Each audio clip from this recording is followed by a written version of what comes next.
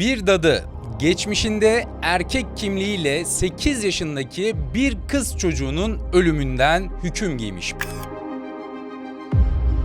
Yıllar sonra ise karşımıza bambaşka bir kimlikle çıktı. Ben lezbiyen de olabilirim. Ben başka bir şey de olabilirim. Ama niye yani yapıyorlar? yok bu dadının videoları var, yok bu dadının şey olabilir kardeşim. Ben bir zamanın onun fasulyelerindeniz.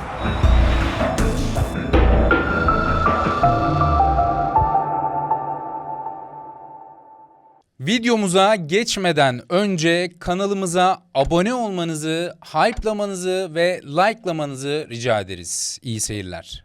Yıl 2024. Fakat asıl olayın olduğu tarih 2011. Ama biz 2024'ten itibaren olayı anlatmaya başlayalım. Mehmet Altun ve Rabia Altun çiftinin 3 çocuğu vardı ve bu 3 çocukları için aslında bir bakıcı arıyorlardı. Mehmet Altun bunun üzerine Facebook üzerinden bir dadı ilanı paylaştı ve aslında her şey bu ilanla değişecekti. Bu dadı ilanlarından bir tanesine Dadı Meryem olarak anılacak Serkan Şen eski ismiyle bir başvuru geldi tabii ki. Tabii o zaman Serkan Şen ismi ortada yoktu. Sadece bilinen tek şey başvurudaki kişi Meryem'di. Meryem bir süre sonra bu ailenin dadılığını yapmaya başlayacaktı çocukları için. Dadılığa başlayacaktı ama Rabia Altun'un yani Mehmet Bey'in eşinin bazı şüpheleri vardı. Dadı Meryem'in hareketlerinden ve eşinin aslında daha çok hareketlerinden şüpheleniyordu. Ve zaten Mehmet Altun'a güvenmediği için de sürekli Mehmet Altun'u takip eder haldeydi. Ve bir süre sonra da zaten Mehmet Altun'un Meryem ile olan ilişkisini yakalayacak, daha sonrasında evi terk edecekti. Mehmet ile Meryem samimi bir şekilde mesajlaşmış ve bunun üzerine Rabia Altun evi terk etmişti. Her şey o evi terk ettikten sonra daha da karmaşık bir hal almaya başladı. İlk başlarda Dadı Meryem aileye kendisini çok nazik biri olarak tanıttı ve onların güvenini kazandı diyebiliriz. Çünkü ilk başta ondan hiç şüphelenmediler. Her şey yolundaydı. Ama daha sonra neden her şey karmakarışık hale geldi? Buraya bir bakmak gerekiyor. Hayatımıza ilk aldığımız insanlar genel olarak bizlere nazik davranırlar. Özen gösterirler, güvenimizi kazanırlar. Biz deriz ki ya bu adam gerçekten ya da bu kadın gerçekten çok samimi, çok içten, çok doğal, çok beyefendi ya da hanımefendi. Bundan bir zarar gelmez deriz. İlk tanıdığımız insanlar için. Ve her şey aslında onlara fazla güvenmekle başlar. Daha sonra bu güvendiğimiz insanlardan kötülük görmeye başlarız. İşte en baştaki bu yanılgıya halo efekt yani hale etkisi adını veriyoruz. Hale etkisi ilk başta insanların gözümüze nazik bir şekilde gelmeleri ve onlara güvenimizi kazanmamızı sağlayan durumun ta kendisidir. İşte Dadı Meryem'in hikayesi de böyle başladı. Aslında her şey Mehmet Altun'un eşinin eve geri dönmesi gerektiğini söylemesi ve onu aldattığını pişman olduğunu ifade etmesi üzerine bir televizyon programına katılmasıyla başlıyor. Ve artık bir süre sonra bu programda olay aldatmaya değil, 8 yaşında öldürülen bir kız çocuğunun esrarengiz hikayesine dönmeye başlayacak. Hasret Karakoç 8 yaşında İlkay ve Emine Karakoç çiftinin çocuklarının en büyüğüydü. Kendi halindeydi, okuluna gidiyor geliyordu ve aslında kimseye de bir zararı yoktu bu ailenin. Hatta edinilen bilgilere göre daha sonra Dadı Meryem'in başka bir köyden bu köye gelirken ki taşınma sürecinde de Dadı Meryem'e taşınmaları için yardım eden bir aileydi. Ve elbette Dadı Meryem'in o dönemki adı Serkan Şen'di. Çünkü henüz cinsiyetini değiştirmemişti. Gelelim olay gününe. 16 Şubat 2011 yılında Hasret Karakoç yine her zaman olduğu gibi evinden okuluna gitti. Okuldan bir süre sonra öğle arası verildiği için evine döndü, yemeğini yedi, ihtiyaçlarını giderdi ve tekrar evden okula dönmek için yola çıktı.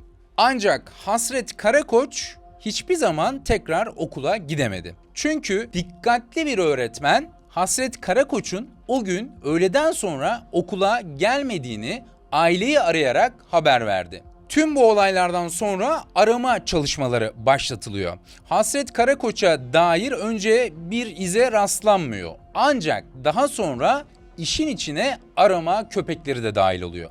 Arama köpeklerinin olaya dahil olmasıyla birlikte ilk önce metruk bir binaya giriliyor. Ve bu metruk bina Dadı Meryem'in evinin hemen yanındaki minik bir boşlukta bulunan izbe bir ev. Arama köpekleri aramaya katıldıktan sonra önce Meryem'in botu bulunuyor.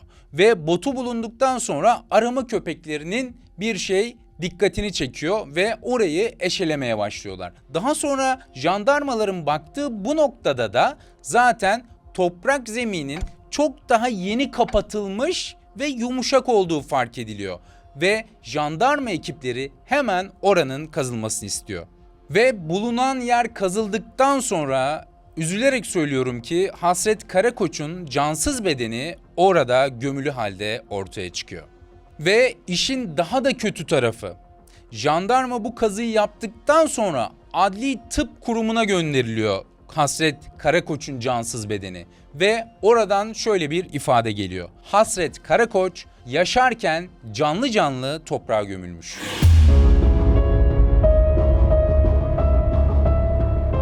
Adli tıpın raporuna göre Hasret Karakoç canlı canlı gömülüyor. Başında bir darbe izi var ama asla o darbe izi onu öldürmüyor. Yani Hasret Karakoç canlı canlı gömüldükten sonra toprağın altında can veriyor. Ve bir süre sonra tabii ki jandarma ekipleri şüphelileri alıyor. Bunlardan bir tanesi Sebahat Şen, yani Dadı Meryem'in o dönemki Serkan Şen'in annesi. Ve tabii ki bir başka şüpheli de Serkan Şen'in kendisi. Sebahat Şen'in eşi Arif Şen'e de ulaşılıyor. Fakat Arif Şen diyor ki ben ailemle çoktan yollarımı ayırdım. Onlarla hiçbir işim yok. Bulundukları yere de gitmiyorum. Ben sokakta yaşayan bir adamım, ne halleri varsa görsünler diyor ve böyle bir itirafta bulunuyor.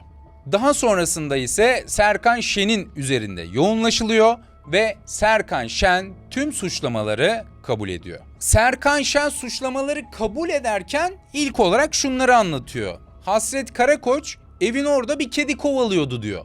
Ve daha sonra o kediyi kovalarken ben de peşinden takip ediyordum ne yapacak diye.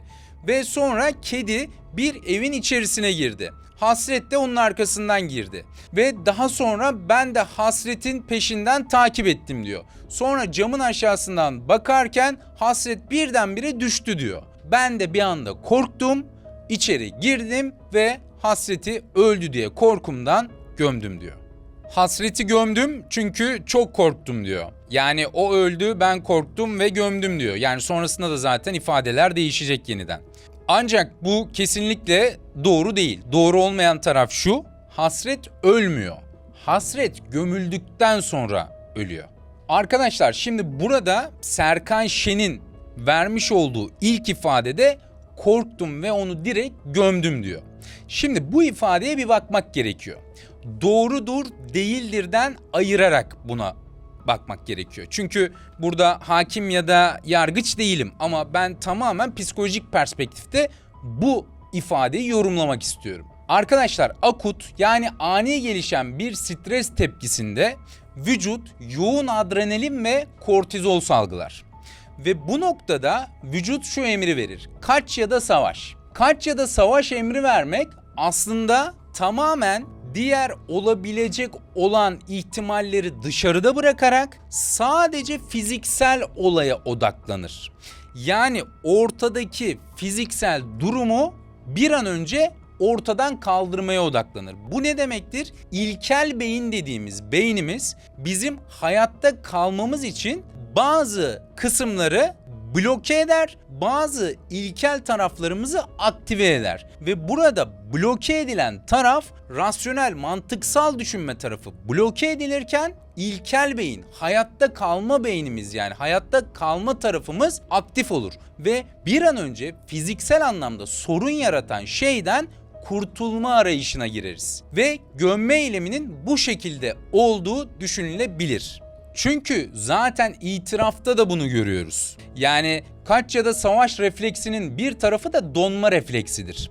Yani burada donma refleksi dediğimiz şey büyük bir stres anında, büyük bir travmatik anda kişiden kişiye değişmekle beraber gözüne far tutulmuş tavşan misali donup kalmamızı ifade eder. Ve orada hiçbir tepki veremeyiz. Mesela bize ne sorulduysa hepsini kabul edebiliriz bir anda. Hepsini kabul ediyorum. Bütün suçlamaları kabul ediyorum. Evet ben yaptım gibi bir an önce o stres anından vücut ve zihin terk etmek ister orayı. Ve ona sorulan soruyu sorgusuz, sualsiz kabul eder. Bu bir tarafta dursun. Bir de kaçma dediğimiz taraf var. Bu tarafta da her şeyi alabildiğine reddetme tarafı var. Kaçma refleksi diyoruz buna da.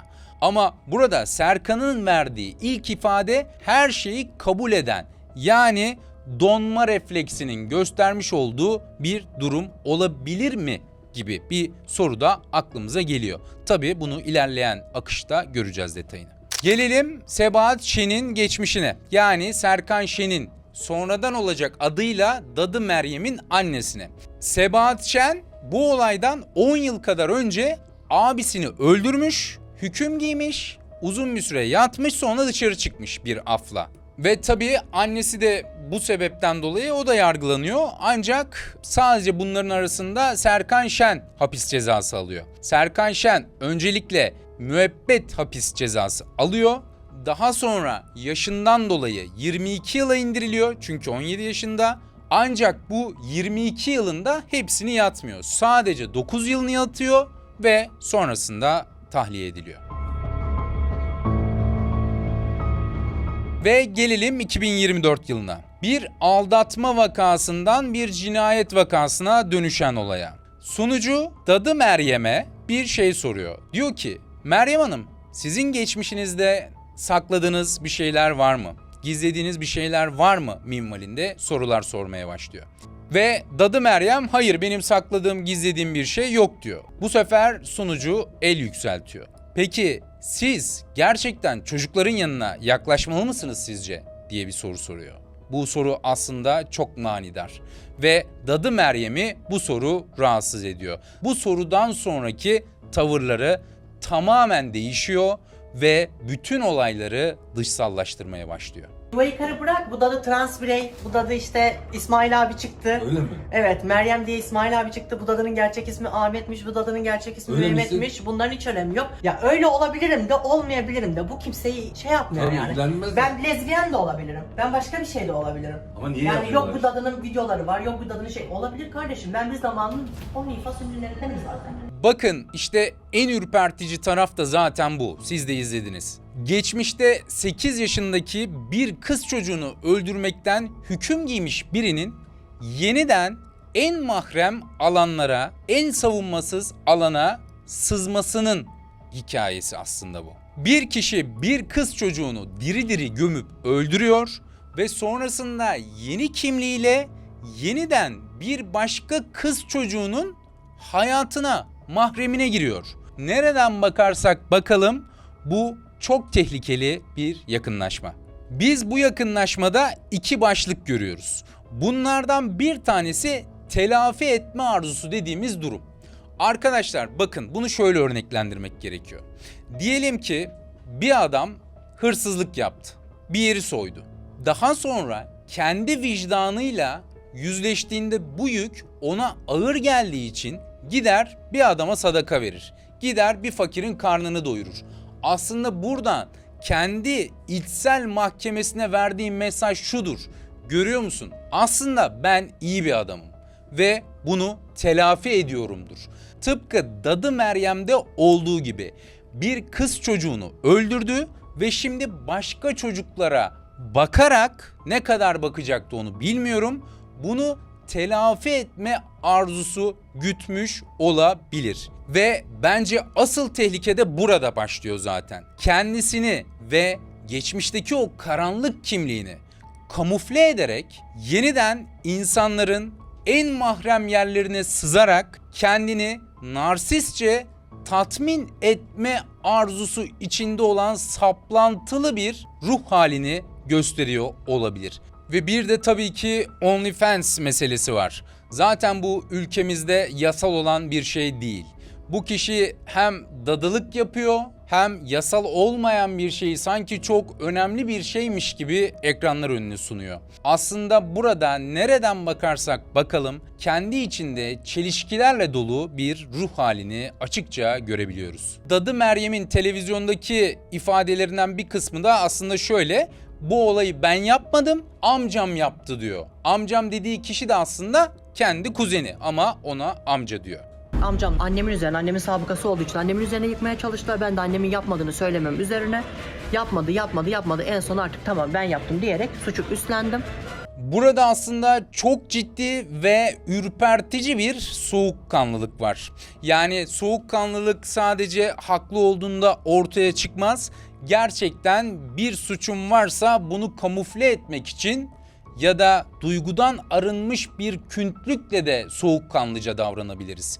Meryem Hanım'da ya da Serkan Şen'de dönüp baktığımızda aslında ürpertici bir soğukkanlılık ifadesi şunu ifade ediyor: acaba gerçekten duygusal anlamda tamamen bir küntlük, tamamen bir noksanlık, yani duygu yokluğu mu var? Çünkü duygu küntlüğü olan kişiler duygularını kolaylıkla ele vermezler. Ve sonra ifadesi yeniden değişiyor. Bu sefer de diyor ki olayda varım ama öldürmedim. Bu olaya dahiliyetim nasıl var? Zorlu bir şekilde var. Ama yapmadığım bu kişiyle bu cinayeti işlemedim de kesindir. Olayda varım dedin. İş bittikten sonra dahil oluyorum. Çağırdığında ben gördüm. Orada zaten Niye ben çağırdı seni? Mevzusu kazma var. kürek vermiştim onları almak için. Onları almak için kapıdan uzandığımda gördüm. Gördüğümde zaten o direkt beni içeriye çekti. Hani ben kesildim zaten. Tek yapabildiğim ağlamaya başlamak oldu. Ve burada da gördüğünüz gibi zaten yayında olduğu gibi sürekli dışsallaştırıyor. Ama bu dışsallaştırmada da sürekli yine itiraflar değişiyor. Ve bu aslında kendi içerisindeki o grift hali, yani çelişkiyi gözler önüne bir kere daha seriyor. Bu olayın ardından şu soru soruluyor Dadı Meryem'e. Peki tamam, amcan yaptı ama neden jandarmaya gitmedin diyorlar. Ve Meryem şöyle bir ifade kullanıyor: ben o olaydan sonra korktum, eve gittim, annem bana ağrı kesici verdi, yattım, sabah uyandım ve hiçbir şey hatırlamıyordum zaten diyor. Her şey gitmişti diyor. Şimdi hiçbir şey hatırlamıyorum kısmı doğru olabilir mi? Buraya bir bakmak gerekiyor. Arkadaşlar, hiçbir şey hatırlamıyorum kısmı aslında şöyle doğru olabilir. Disosyatif amnezi dediğimiz durumda kişi olay anını hatırlamayabilir. Yani stres yükü, o travmatik an zihni sağlıklı tutabilmek için anı belleğini bir süreliğine bloke eder. Yani kayıt almaz. Bu disosyatif amnezi belli bir süre sonra geçer. Ancak o anı hiçbir zaman kaydedilmez. Bu disosyatif amnezi anlık olabilir, bir saatlik olabilir veya bir dönemi kapsayabilir. Burada bir günlük bir amneziden bahsediyor aslında, eğer böyle bir şey varsa. Ve biz şunu da görüyoruz aslında ağır travmatik süreçlerde. Disosyatif körlük ya da eski adıyla histerik körlük dediğimiz bir durum bile var arkadaşlar. Mesela travmanın büyüklüğünden bağımsız, travma bizim için ne kadar büyükse aslında bize etki yaratma potansiyeli o kadar güçlü oluyor. Ve bazı travmalarda disosyatif körlük, yani histerik körlük dediğimiz durum oluşabiliyor. Yani burada neden bahsediyorum? Hatırlamamaktan bahsetmiyorum. Körlükten bahsediyorum. Bakın ben burayı göremiyorum. Burası kör. Yani körlük dediğimiz böyle bir şey. Yani olay anında veya olaydan sonra günler, aylar, belki bir yıl sonra körlük oluşabiliyor. Bu körlük neticesinde göz muayeneleri gayet normal. Beyin tomografileri gayet normal. Ama açıklanamayan bir körlük var. Ve biz buna histerik körlük ya da disosyatif ya da psikojenik körlük adı verebiliriz.